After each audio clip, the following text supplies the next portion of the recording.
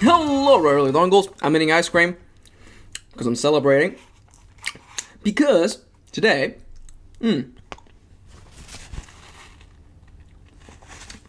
today is the 15th of April, and I have finished the first of the two books that I was going to be writing on April 2015 for April 2015 Camp NaNoWriMo, National Novel Writing Month. Don't mind me, I have ice cream in my mouth. I will be talking about a lot of things. It's going to be super casual, super relaxed. If you're new to my vlogs, I'm going to explain to you what is going to be happening. I'm going to be going over my word count for the last couple of days since the last update, and I'm going to be going over my process and my word count and the struggles that I encountered doing the end of the first out of the two books that I'm going to be writing this month. I'm lying. I've been eating tons of it. I've been eating tons of ice cream. Between this and recording the other video. Today's ice cream is what do you buy? The Penny Ice Creamery. Peanut butter with chocolate-covered pretzels. Delicious. I'm not gonna lie to you. I'm actually I'm not as tired as I thought I would be. I thought that I would be devastated because of the last update, the update for the 13th, which was Monday. The update for Monday that went up on Tuesday. I wrote this chapter, and it was really hard, and it was really emotionally draining. And when I finished it, I was like, I don't want to say that I was exhausted or that I was stressed, but I was really tired, like incredibly tired. Am I even recording? Yes, I am. Perfect. I was really stressed. No, I wasn't stressed. You almost got me. I'm eating ice cream. It's the ice cream talking. Go home, Max.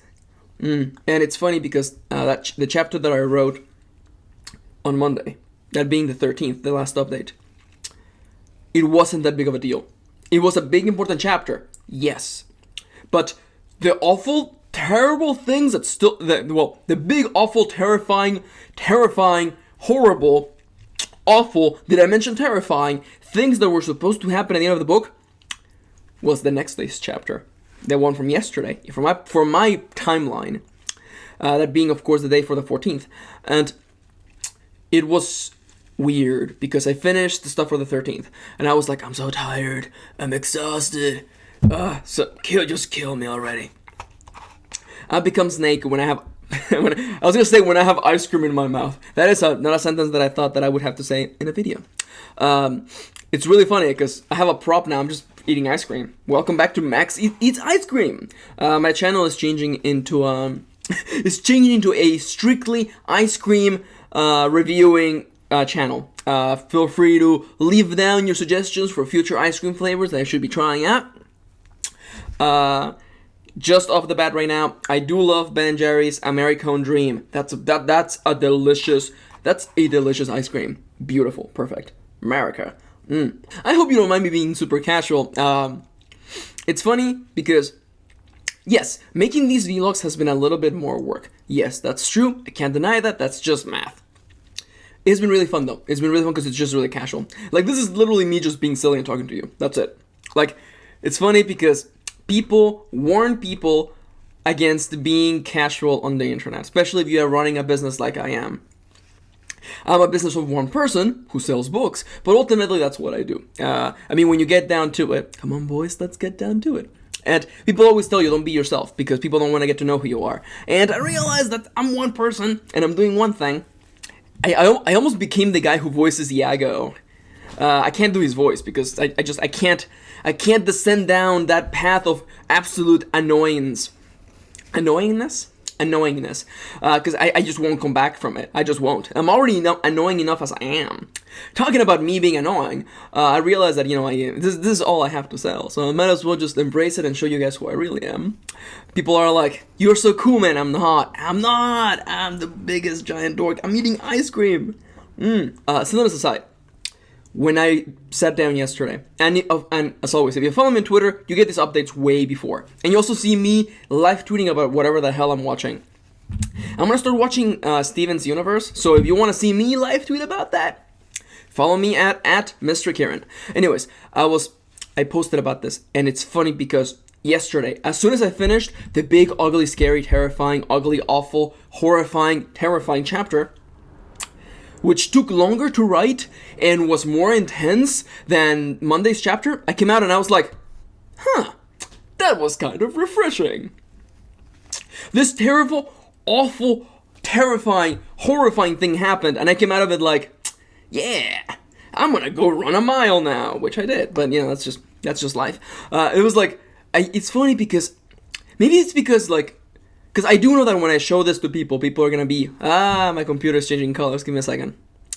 I know that people are gonna be like, emotionally shaken by that scene because that scene is legitimately powerful, and it's a moment where a character realizes that things were not as they seemed, and there's loss, terrible loss that cannot be undone, and of course, you know, those beautiful, delicious, dramatical things that I love. And for me, it wasn't as hard because I knew it was coming. I knew from behind the scenes, and I had seen behind the puppeteer's curtain, and I knew what was coming. So it was interesting coming into this chapter, and also props to the pursuer for being a total bro and actually like totally working with me. The pursuer, man, he put up a fight. The pursuer put up such a good fight, and spoilers, he didn't die because lore, but he put up a really good fight. It was actually really fun seeing 3 versus 1, and the pursuer just being a total badass and having things at risk and playing around with the things that the pursuer does and making them actually be story important or often of story importance. That was fun, incredibly fun. And then we have this enormous, I put on like the saddest songs that I had, and I was like, yes, welcome, hello, despair, my old friend. And I wrote that, and I finished it, and I was like, this is gonna make Kitty fucking cry. She's gonna cry here. She's gonna be super devastated, as so will everyone who reads this book.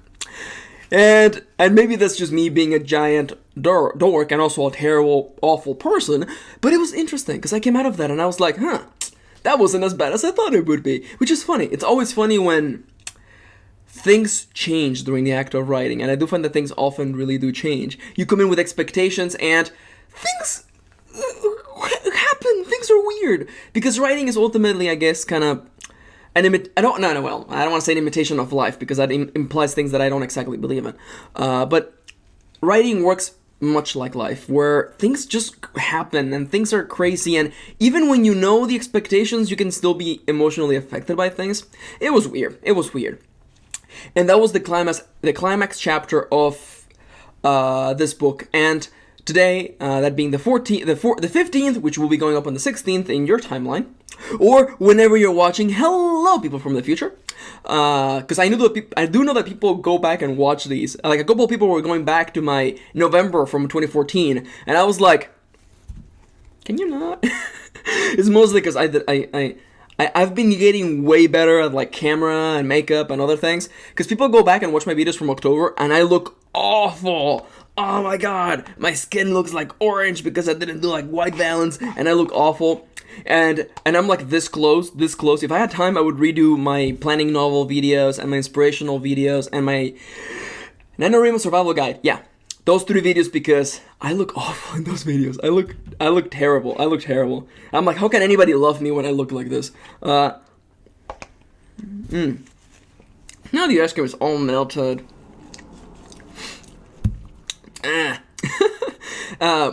So today I walked in, and it's funny because I came in super relaxed. Because I only had 2 things left to do: the final interlude and the epilogue. And I had a feeling for how things would go. And it's funny because I sat down, and I knew the final line. I came in knowing the final line because it's kind of a way that I set up things for later. Don't worry about it; it's a secret. Shh. And I felt like I was uncovering a fossil, kind of the Stephen King description, as I was writing the epilogue, and I was uncovering it, getting the connection between the story that I was telling and that final line, and I found it, and that was so satisfying. It took a little bit of a while, and I felt myself doubting myself a couple of times, but I kept going. I kept going against fear, against doubt, against the second guessing, and I found the connection. And once I found it, I was like, yeah! Don't you just love it when like things come together? And just like when things work out the way you expected them, that is just so much fun. As for the final interlude, it was a lot of summary, primarily just to wrap up a couple of things that I had to explain, basically. Story-related junk. I still managed to have to have it be really touching because yeah, okay. I will make a video on show and tell eventually. Okay, eventually. But for now, people, and excuse the expression, people shit on telling, because they say that showing is always better than telling, and there are different tools that do different jobs, simple as that. It's like saying the hammer is better than a screwdriver. I'm like, they do what are you talking about? And description is good. Description is good when you want things to slow down and show the details and have like the little droplets of blood coming out of the blood wound, the arrow wound, or whatever sort of red wedding thing I'm picturing in my head. Telling, though, can be like a blunt hammer to the face. And there were a couple of blunt hammers that I had to drop in there, and in that final interlude, and it was super fun. It was super fun because I just say a thing, and you have to, because it's just a statement, it's a factual statement, and you as the reader are left to wonder what that means, or the implications of what that means. And again, as I've mentioned, telling can be really effective. These are just different tools that do different jobs, simple as that. I'm so busy eating ice cream that I haven't even gone over my word count, because I am utter trash. Hashtag trash. So,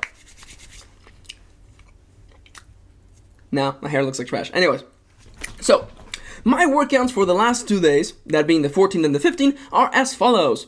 On the 14th, I wrote 4,507 words, and today, the 15th, I wrote 2,032 words, basically 32. I thought it was really cute. I didn't do that on purpose, by the way. Leading me to a grand total of 44,336 words. Kind of crazy. And I missed 3 days, basically. But it's not, I don't really mind. I'm actually entirely okay with it. As I mentioned in the past, I'm canceling Sundays and Thursdays just because I don't have the time. It's just I have a lot of work to do, and one of those days is the only day I get to see Kitty. So if I'm worrying about work on the only day I get to see my best friend, I think something is awry. I don't even know if I'm using that word correctly, but something is wrong. And it's a matter of making tough choices, and missing one day of writing is not important compared to getting to see the most important person in my life, basically. So it was really fun, and it's really weird because I'm done with that book, and my brain is still slightly rolling on that mental space. So now I'm going to talk about the biggest thing that I've been super excited to talk about. And that is that I'm not sure what I'm going to be writing next, because I have Thursdays free, and I could just maybe spend a little bit of tomorrow in the morning or at night, eventually, thinking about what is fun and seeing what I will do. I just recently finished watching Alt Noah Zero, which I complained a lot about on Twitter. It was alright. There are a couple of things that I didn't like, and I'll probably do a whole video on it eventually. It was ultimately fun, though. Inaho is a piece of toast, but other than that, it was really fun. First season is solid as heck. The first 4 episodes of season 2 are the toughest thing to get through, but after that, things start going downhill, and it's kind of exciting and intense. There was one point when I was like, oh my god, this is so exciting. The drama is so delicious. I love it when characters have to pick between 2 terrible options where nobody wins. But no, yeah, it was ultimately really fun. And I'm not sure what I'm going to be doing next. I'm really not sure at all. Part of me wants to do kind of like a mecha thing, because I'm kind of in a mecha sort of mood. That, and I just love mecha. I just love giant robots. Giant robot. And I don't know. I'll have to think about it. It's weird because part of me is like, write this other book, Max, that you haven't written yet. And I'm like, I'm not in the mood for that yet. So it's weird. I'll have to figure something out. I'm sure something fun will come to me. What I need to do right now is basically cleanse my mental palate, because that's what happens. Like right now, I'm still in Hier's world. I'm still in Hier's mind. I'm still like telling her story, even though I'm not writing it anymore. And there was closure at the end of that book, and I was really happy with it, but I'm still stuck there. So I need to cleanse my mental palate somehow, and maybe watching Steven's Universe will help me, maybe, I hope. We'll have to wait and see. With all those things said, though, was there anything that was like a giant struggle this last 2 days? It was weird. It was ultimately, for me, it was just getting out of the way of the story. That always helps. It's just like, I'm coming in here, and I kind of maybe know what should happen, but if they don't, not my problem. I'm just here to record what happens. I'm just the camera person, okay? I'm not the director. If you have a problem, just go run it by the narrator, because that just ain't me. Aside from that, I guess the one thing that really did help me was it's funny. It's as always freaking hilarious, because it's the idea that I was afraid that my epilogue would go short. And it's not because it was legitimately short, but it was because I shoot for my chapters to be 3K or 3.5K. And I was like, what if it's 2K? Is that gonna be okay? And part of me, the little annoying part of me that wants everything to be perfectly lined and equal and cute, had to shut up. So the rest of my entire writerly being was like, it doesn't matter. Get written what needs to get written and nothing else matters.